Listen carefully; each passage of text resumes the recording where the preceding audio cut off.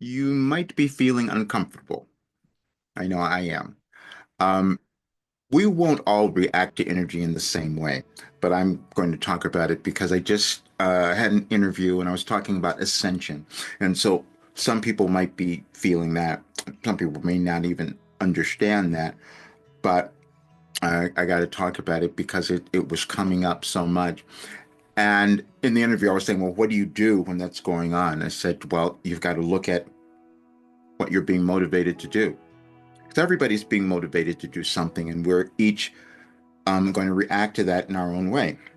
And so, typically, what happens when we are feeling the energies of the world, the planet, affecting us, it's causing us to look at ourselves. Either maybe you're really excited, you can feel something, you're going to go and do it, or you are looking at stuff you didn't do or regretting it, or something of that nature. But whatever it is, it's still guiding you to integrate who you are, to move on your soul journey, because that's what we all have. And it's individual and it's never going to look the same. But the thing that happened, two things, few things. Um, in that interview, we got to talking about things, and I went to a Wilhelm message that said, stop being so selfish. We will form patterns in our lives that we will be completely unaware of. And that that's what I did.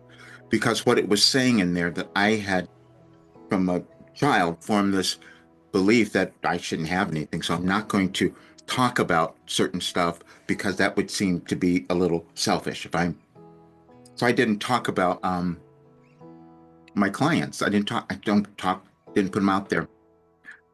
And so someone sent me all of these testimonials that I need to explain. I've got to explain this. Um, then I saw another Wilhelm message that said, wow, Roger always has this smile on his face, but he's got this pain underneath. They were talking about my sister-in-law said, I always have the same smile when I'm taking a picture. I'm suffering inside.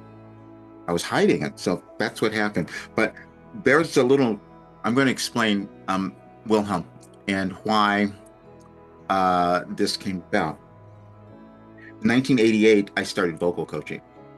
And I was terrified. I didn't know what I was doing. This was a new thing for me. And so it was the year later that I started receiving Wilhelm. I was getting answers. I was getting answers to things that I didn't understand. So it wasn't me. I was receiving answers, even down to the point where they were telling me how I could tell people how to perform better and how I could perform better. I was getting that type of information. It wasn't something out in the ethers. It was about practical things. What could I do? And then my business started to flourish. It it became huge. And I from starting from feeling so insecure, but I wasn't going to talk about that aspect of it because I didn't want to be judged. I didn't want to, but it was what was doing it. And so I'm hearing all of these testimonials about what these people had done, and I'm still being selfish and not sharing that. And it became so apparent because I, it wasn't okay what I was doing. It wasn't okay what I was discovering because it was accessing some part of consciousness, and that wasn't all right. So let me kind of hide from that. I even took down at one point. I remember I took down all the testimonials on my site that were from clients back then. I said, well, I don't want to stand behind that, and that was not that was not helpful. I'm going to tell you because I in the interview I told the story about how Wilhelm started. People think that I just started doing this and I've been doing it. It was not the case at all, and it frightened me at first. I didn't know what it was, and I wasn't going to talk about it. And I would ask questions at the beginning because it was so astonishing to me what was happening. Then, when I was asking the questions, Wilhelm said, why are you doing that? You're trying to control everything again. That's what I heard. So if you wanted information, why don't you just be open to getting the information? And so, okay, because I wanted to, I didn't, let me control it. Give me just what I want to know here. That's what I was doing. And I said, okay, I agreed. So I started saying, okay, any advice for today? And I would just sit there and listen because I had to get myself out of the way. I had to just be able to hear what was going on. And then the next several years, I was doing great for a while, and then it all fell apart. I started going in a different direction, and my life just went in this horrible place. And I'm ill. I'm in the hospitals. I'm doing all sorts of other things. And so I became disconnected from myself because I was being told, no, you should go in this direction. And I couldn't do that. It was too frightening because I'm not going to be accepted in some way. And so I'm doing this great work and I'm hiding how it's really coming about because I didn't know this information. People think I use Wilhelm's information just like you all do. We have different states of consciousness, and that's what I was accessing. And that's why I don't remember it. That seems so odd, but if you read some of the message, you'll see I am this channel. So it's like I'm receiving it and it's integrating, and that's what everyone does. And that's what was happening for people who were doing the program. And I didn't understand that either because it wasn't coming from me. They look at it that was from me. And yes, it was in a sense, but I was being coached, basically, is what was happening. And it was this dark, lonely road so much of the time. See, because before that, which probably is a lot of it, some of it's in my book, but in the first part of my life, I suffered from everything. It was just terrible, especially when 1979 till when I was in New York before I came to California. I'm suffering. I'm afraid. I'm all of those things.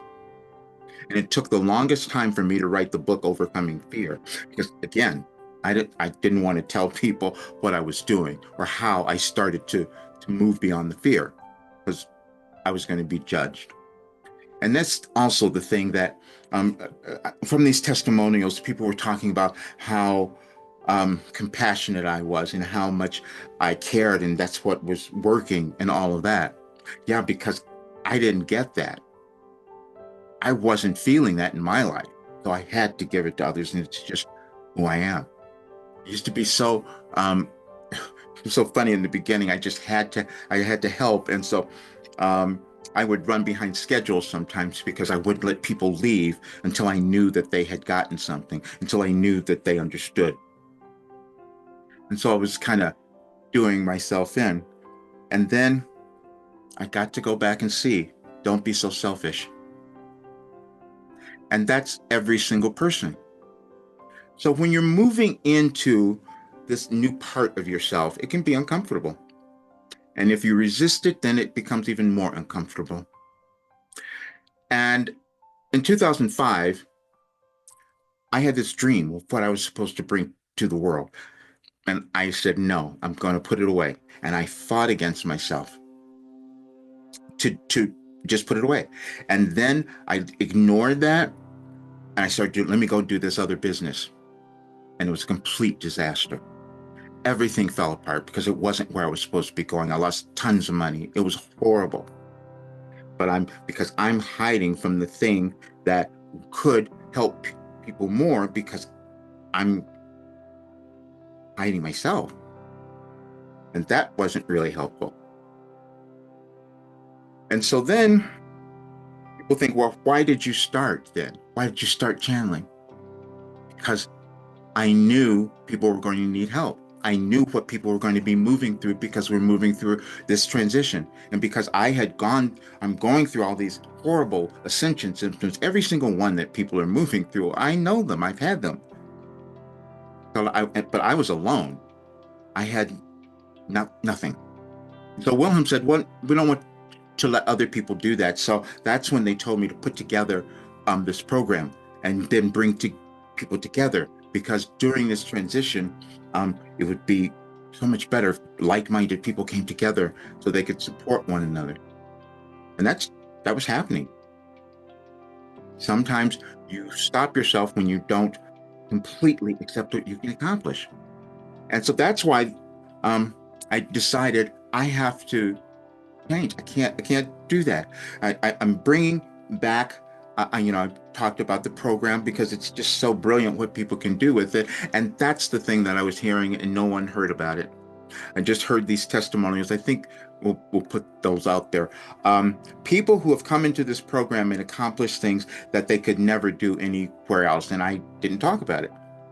There's one guy I just heard the thing that he had gone through so many different things, and then from one prompt, he wrote like 15 pages of his life. One thing, one prompt in the program. And I had forgotten all of these. One person who changed all these things and created a big business and then brought her mother into it. I had forgotten that as well. I just kind of put it out. And that's not helpful because I need people to know what is possible. But my introverted self would keep things away. We all have these little things within us that we don't accept. And so I want to people to understand you can do it. This is why in the program and when I'm working with people and why it was so successful, because you're going through something every day. That's how we change. That's what I was doing for 36 years. I was just receiving the information and putting it together. I didn't know that wisdom. I had to extract it. And even when I was told that, yeah, you have that, I doubted it. I did. I held back. And so they knew, Wilhelm said, you're going to move through this big change in the world and it would be uncomfortable because people were ascending. That's the other thing we talked about today in the interview. What's ascension? Um, this is so, okay. So I didn't remember. I had a friend I'm staying. He said he was staying with me a while and he's talking about ascension. I go, what does that mean? And he started showing me other people talking about ascension. And then I went back about a year later and I looked at Wilhelm's messages, and they'd give us that. They said ascension is when you start moving to the light, when you start letting go of the weight that you're carrying. That's your past, everything from before that's no longer serving you. That's what it was. I don't remember the message even. Now, it was happening because I'm receiving the information and I could feel the effects of that. Right? But I just want people to understand we have different states of consciousness. And this is why sometimes it's surprising to me what Wilhelm has given us. Because it wasn't just for me. I'm going to explain this too, because this was pointed out. The first part of the message is when I'm going through everything in my life, those were speaking pretty much to me. And then at some point it changed. They said this is for the collective, this is for everyone. And I knew that. And then I started seeing the results because they wanted every person to understand that they have worth and value and we're going to move through things. And it's going to be different for each of us. I had a good friend who told me, you're a late bloomer. I go, really? How long do I have to wait? I'm 74, I'm a late bloomer. But again, that was my kind of chart. I'm not regretting it now, though. When you move through so much difficulty and pain in your life, and you witness it in the world, you don't want to see it anymore. And that's why I become so passionate about this work, because I know what can happen. But then my introverted self was hiding out. And in 2020, when they told me I had to start channeling, I didn't want to do live channeling. That was going to be embarrassing. And he said, well, you're just going to have to break, because that was part of my path. What everybody's got a different path. All that stuff that I went through, it was horrible, but I appreciate it now because I know that others don't have to do that, which is what we're all meant to do, is to give something back. But this was just so surprising to have all of that come about today. And I knew that this full moon was going to get all of us to look at stuff and to start to decide. And what you're deciding is who you want to become. And we're always doing that. And it's you, it's individual. And that was the one thing they wanted to make so clear. There's one message I got to tell you because it came through. Um, it was a message in 2012, and it was your story. And they said if each person could understand and accept this message, they would have this wonderful life and the world would start to be different.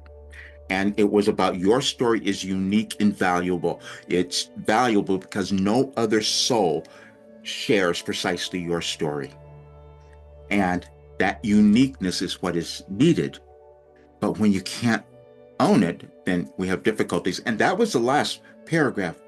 If you deny parts of yourself, if you deny or judge or criticize those parts of yourself, you're refusing to receive the wisdom that your story holds, because every person has that.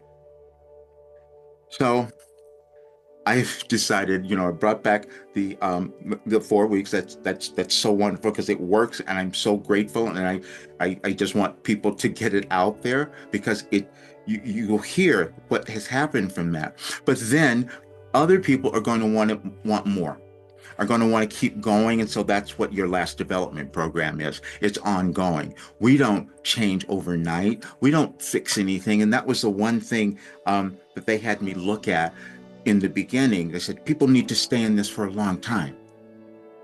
And because we have this idea that somehow we're going to change like 30 days, we used to think that. And they had me look at a study a while ago. Wilhelm had me look it up. Said they did a study, and with the group of people, and it typically took people 66 days at least before they could change some sort of habit or belief or whatever, just on the surface. And that's why I knew I got to make this longer. I've got to have people around. We have to come together. But the stories that I heard through these testimonials was really surprising, because most of them I had forgotten. And even the people that have become stars and all of that, I didn't look at that, and I put it away because I did that because I didn't want other people to feel maybe they weren't as important as a star or something. But they went through the same thing, you see. They didn't accept themselves. They didn't own who they were. And through this work, that's what started to happen. But I've always talked about my reluctance because it wasn't important for me to have that kind of recognition. It was far more important to see the results. That's the other conversation I was having with a coach today. Goes, what is the goal? I said, when I see someone get it, when I see someone change, and I know that they don't have to do what I did, because it was scary. And when you cause all kinds of other problems when you don't own your authentic self. And that's why I became so passionate about it. But now I need other people to help me get it out there and tell it in the right way, because I obviously don't do that. I just care about people. I just care about what you're getting, and if you're understanding your worth and value, and if you're finding your unique path. I tell you this because things that we may not believe, and I kept doubting this. When they told me that in 2021 that they had given me a message, if I were to meet someone, they gave me a message for them in 2012 that would relate to their life. I doubted that. Everybody else did as well, but I kept doing it. And today I'm meeting with a guy that on a networking thing, and he died.